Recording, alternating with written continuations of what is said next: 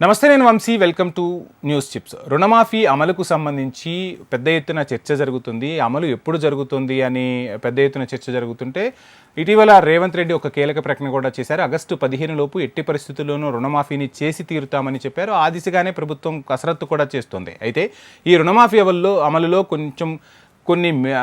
కొంత కటాఫ్, అదేవిధంగా కొంతమందికి రుణమాఫీ వర్తింప చేయకూడదని కూడా ఒక సమావేశంలో చర్చకు వచ్చినట్టుగా తెలుస్తుంది. అయితే పూర్తి విధి విధానాలు అయితే ఖరారు కాలేదు, కానీ చర్చకైతే కొన్ని అంశాలను ప్రాతిపదికగా తీసుకున్నట్టు తెలుస్తుంది. ఆ అంశాలు ఏంటి అనేది నేను మీకు ఇప్పుడు చెప్పే ప్రయత్నం చేస్తాను. తెలంగాణలో రైతు రుణమాఫీ అమలు దిశగా సర్కార్ అయితే వడివడిగా అడుగులు వేస్తుందనే చెప్పాలి. అధికారంలోకి వస్తే 2 లక్షల రుణమాఫీ అమలు చేస్తామని కాంగ్రెస్ హామీ ఇచ్చింది.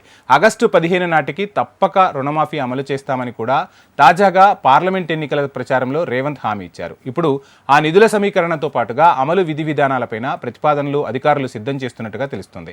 ఇక మంత్రివర్గ సమావేశంలో దీనికి సంబంధించి తుది నిర్ణయం తీసుకోనున్నారట. అధికారుల ప్రతిపాదనలు రుణమాఫీకి సంబంధించి ఏ విధంగా ఉన్నాయి, ప్రభుత్వానికి వాళ్ళు అసలు ఎటువంటి ప్రతిపాదనలు అందించారనేది మనం ఇప్పుడు తెలుసుకునే ప్రయత్నం చేద్దాం. అసలు అమలు ఎప్పటి నుంచి వర్తింపజేయాలనే దానిపైన భిన్నాభిప్రాయాలు వ్యక్తమయ్యాయట. తాజాగా 2018 డిసెంబర్ 12 నుంచి తీసుకున్న రుణాలు రెన్యువల్ అయిన వాటికి మాఫీ అమలు చేయాలని ప్రభుత్వం యోచిస్తున్నట్టుగా తెలుస్తుంది. అదే సమయంలో లబ్ధిదారుల విషయంలో పాస్బుక్లు, రేషన్ కార్డులను ప్రామాణికంగా తీసుకోవాలని కూడా అధికారులు ప్రభుత్వానికి సూచించారట. అదేవిధంగా ఎంపీలు, ఎమ్మెల్యేలు, ఆదాయపు పన్ను చెల్లించేవారు, ఉద్యోగులను ఈ రుణమాఫీ నుంచి మినహాయించితే భారం చాలా వరకు తగ్గే అవకాశం ఉంటుందని కూడా చెప్పారట. ఈ వారంలోనే మంత్రివర్గ సమావేశం నిర్వహించనున్నట్టుగా కూడా తెలుస్తుంది.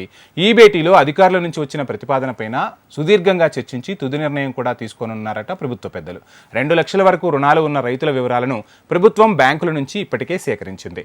ముందుగా రుణమాఫీ అమలు ఎవరికి చేయాలనే దానిపైన ఒక నిర్ణయానికి రానున్నారట అధికారులు, ప్రభుత్వ పెద్దలు. తర్వాత బ్యాంకుల నుంచి వచ్చిన వివరాలపైన కసరత్తు చేసి అర్హుల సంఖ్య, చెల్లించాల్సిన మొత్తంపైన ఒక స్పష్టత వచ్చే అవకాశాలు అయితే కనిపిస్తున్నాయి. దీనిపైన వ్యవసాయ, ఆర్థిక శాఖ అధికారులు సుదీర్ఘ కసరత్తు కూడా చేస్తున్నారట. మంత్రివర్గ భేటీలో నిర్ణయం తీసుకున్నాక రైతు బంధు పథకం కింద రాష్ట్రంలో 66 లక్షల మంది లబ్ధిదారులు ఉన్నట్టుగా కూడా తెలుస్తుంది. వారిలో 2 లక్షల వరకు రుణం పొందిన వారి సంఖ్య ఇదే స్థాయిలో ఉంటుందని కూడా అధికారులు అంచనా వేస్తున్నారు. రైతు బంధు లబ్ధిదారుల్లో 6 లక్షల మందికి పట్టాదారు పాస్బుక్లు లేవు. వాటిని ప్రామాణికంగా తీసుకుంటే రుణమాఫీ లబ్ధిదారుల సంఖ్య 60 లక్షలకు తగ్గుతుంది. ఇక రేషన్ కార్డు నిబంధన కూడా పెడితే ఒకే కుటుంబంలో ఉన్న లబ్ధిదారులు కుటుంబ పెద్దకు మాత్రమే అమలు చేయాలనే ఆలోచన చేయనున్నట్టుగా కూడా తెలుస్తుంది.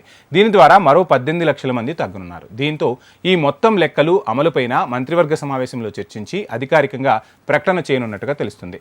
సో ఏది ఏమైనా రుణమాఫీపై అయితే ఒక క్లారిటీకి వచ్చేందుకు సుదీర్ఘ కసరత్తు అయితే జరుగుతుంది. రాష్ట్రంలో రైతన్నలు కూడా ఎప్పటి నుంచో ఎదురు చూస్తున్నారు.